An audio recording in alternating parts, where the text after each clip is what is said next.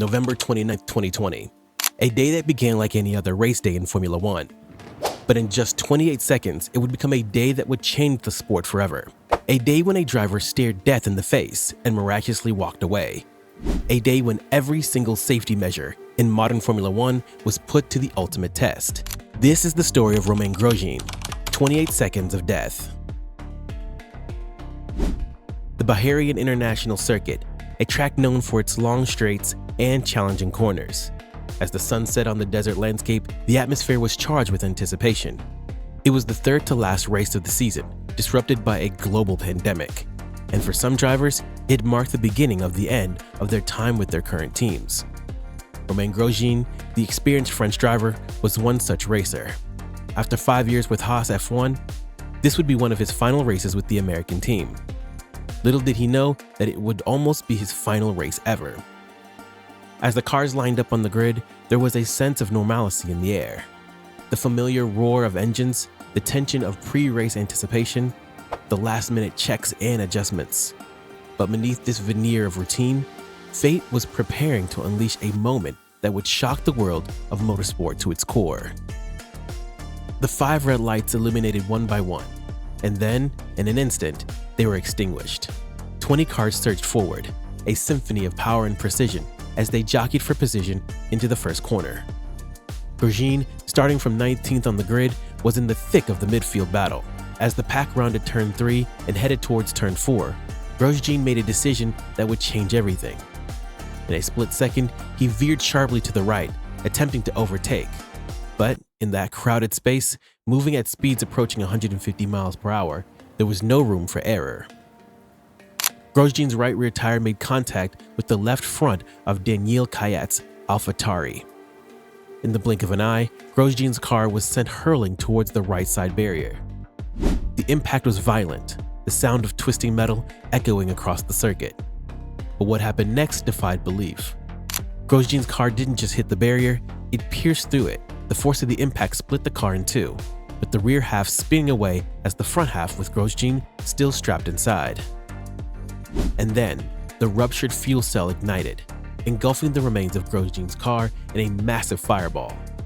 In mere seconds, what had started as a normal race had turned into a nightmare scenario that no one thought possible in modern Formula One. As the flames reached skyward and black smoke billowed across the track, a collective gasp went up from the spectators, commenters, and fellow drivers alike.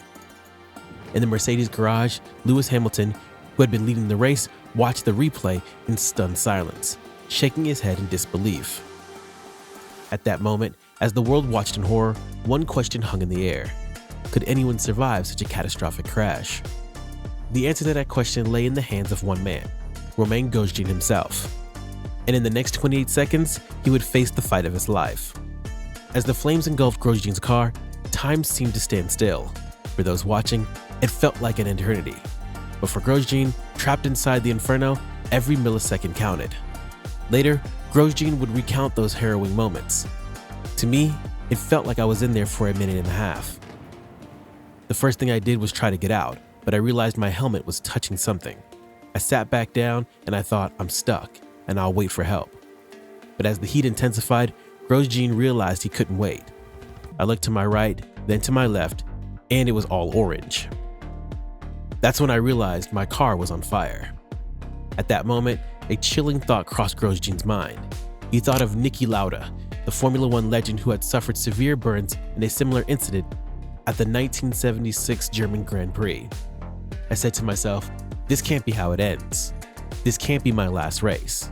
It can't finish like this. As the flames grew, Grosjean made another attempt to free himself, but he was stuck. It was then that a moment of grim acceptance washed over him. I sat back down, and then there's a moment where I think I've made peace with myself and I'm going to die. But in that darkest moment, thoughts of his children flashed through his head. I thought about my kids, and I said, no, I can't die today. With renewed determination, Grosjean made one final desperate attempt to escape. He managed to twist his body, freeing his shoulders from the tight confines of the cockpit. But his left foot was still trapped. Then Grosjean yanked his foot free, leaving his boot behind in the process. As he pulled himself up and out of the cockpit, he realized with horror that his hands were plunged into the flames. I could see my gloves changing color, turning black from the heat, Grosjean recalled later. Despite the searing pain, he knew he had to keep going. As Grosjean emerged from the wreckage, the world watched in disbelief. Medical car driver Alain van der Merwe and FIA doctor Ian Roberts, who had arrived on the scene within seconds, could hardly believe their eyes. It was a big surprise to see someone come out of what was essentially a fireball, van der Merwe would later say. It was a relief to see Romain jump out. Dr. Roberts helped Grosjean over the barrier and away from the flames. The Frenchman, despite his ordeal, was conscious and alert. He even insisted on walking to the ambulance, a powerful message to the world that he had survived. As Grosjean was whisked away to the medical center, the gravity of what had transpired began to sink in. The race was red flagged, and as crews worked to extinguish the flames and clear the wreckage, the paddock was left to grapple with what they had just witnessed. In the Mercedes garage, Lewis Hamilton, visibly shaken, spoke for many when he said, "It was terrifying to see. I'm just so grateful that the halo worked and the barrier didn't slice his head off. It could have been so much worse." Indeed, as the initial shock subsided, attention turned to the safety features that had saved Grosjean's life. The halo, a titanium structure above the cockpit introduced in 2018, had likely prevented the barrier from striking Grosjean's head. The survival cell, designed to protect the driver in high-impact crashes, had remained intact despite the ferocity of the collision. Even Grosjean's fire-resistant suit, which withstood the intense heat for those crucial seconds, had played a vital role in his survival. Every safety measure, every precaution taken by the FIA over years of development had come together in those 28 seconds to save a life. As news of Grosjean's relatively minor injuries, burns to his hands and ankles, spread, a collective sigh of relief echoed through the Formula One community. What could have become a tragedy had instead become a testament to the sport's commitment to safety. But the incident also raised questions. How had the barrier failed so catastrophically? Why had the car caught fire so quickly? And what more could be done to prevent such accidents in the future? FIA President Jean Dott immediately called for a comprehensive investigation. "We need to understand every detail of what happened," he said. "That's not just about one race or one driver, it's about the future of our sport." As the world waited for answers, Grosjean himself posted a video message from his hospital bed, his hands heavily bandaged, but his spirit unbroken. "Hello everyone, I just wanted to say I'm okay. Well, sort of okay," he said with a smile. "Thank you very much for all the messages." He went on to praise the Halo device, which he had been initially skeptical of when it was introduced. "I wasn't for the Halo some years ago, but I think it's the greatest thing we've brought to Formula One. Without it, I wouldn't be able to speak with you today." The aftermath of the crash saw an outpouring of support from the racing community. Drivers, team principals, and fans alike expressed their relief and admiration for Grosjean's courage. Even casual observers of the sport were drawn by the dramatic story of survival against all odds. As the investigation unfolded, some startling details emerged.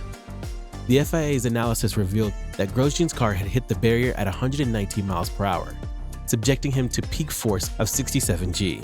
The impact was so severe that it split the metal barrier apart, allowing the car to pass through it. The fuel tank, while not ruptured, had been dislodged from its rubber-sealed housing, allowing fuel to leak and ignite. The battery pack, which powers the hybrid system, also damaged and contributed to the fire. Perhaps most crucially, the report confirmed what many had suspected. The Halo had indeed saved Grosjean's life. It had deflected the upper part of the barrier, preventing it from striking Grosjean's helmet. Without the Halo, the outcome would most certainly have been fatal. But the FIA wasn't content with just understanding what happened. They were determined to learn from it and make the sport even safer. A series of recommendations were made, including modifications to the fuel tank, improvements to the design of safety barriers, enhanced fire resistance for drivers' gloves, and updates to the design of headrests to allow drivers to exit the car more easily in emergency situations. These recommendations were swiftly adopted, demonstrating Formula One's commitment to constant improvement in safety. But the 2020 Bahrain Grand Prix will forever be remembered, not for who won the race, but for those 28 seconds that kept the world in suspense. How do you think this incident has changed your perception of risk in Formula One? Share your thoughts in the comment section, and don't forget to subscribe to the channel.